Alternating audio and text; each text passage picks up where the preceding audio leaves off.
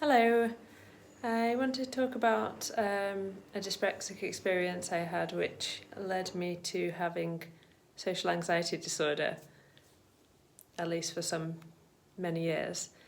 And that was walking to the bus stop. When I started high school, I supposed to get the bus to school, and the bus stop was about 50 metres from the front of my parents' house where we lived.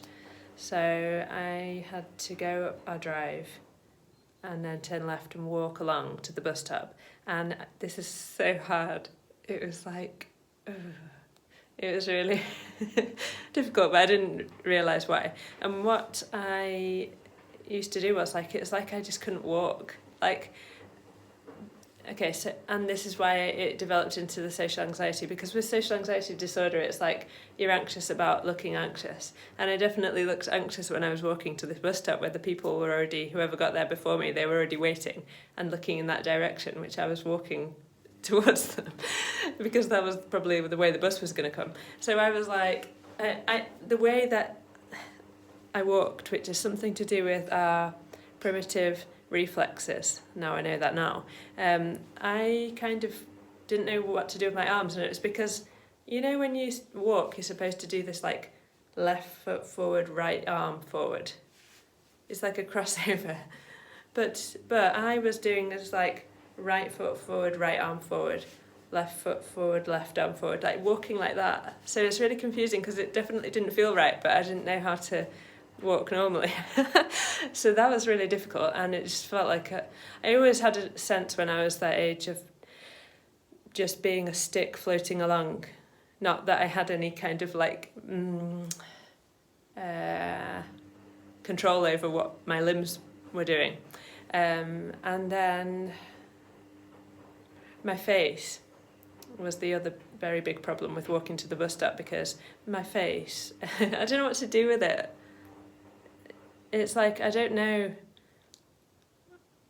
when I was just walking and I was on my own and I was walking to the bus stop, it's like I often had a feeling of just being so exposed, and like I didn't know what I was supposed to do with my face.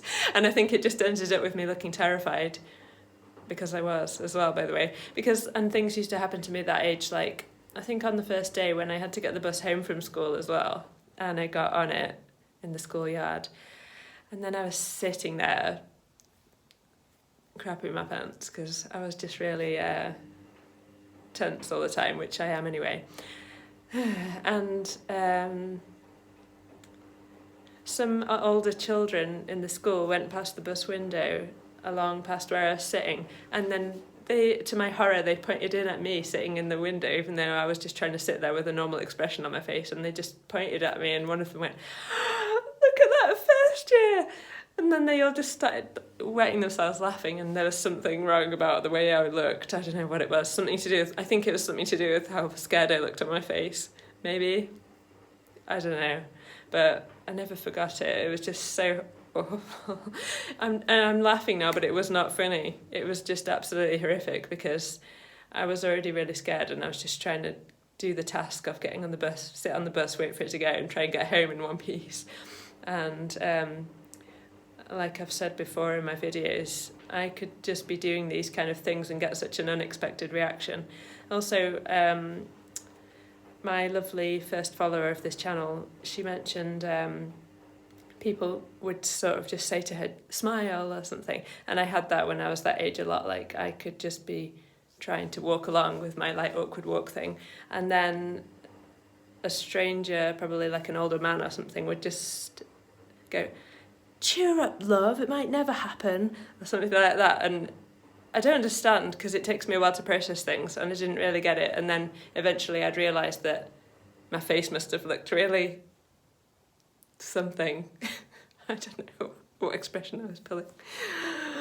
Oh, so yeah, these are some of the things that led to me having social anxiety disorder and not being able to sort of move, even like just moving my eyes or something. It just felt like if I dared to like look in a different direction, it seems as if it was so obvious to everybody in the vicinity and that I was doing something really out of the ordinary. So it's quite extreme how it affects your behaviour. That's that.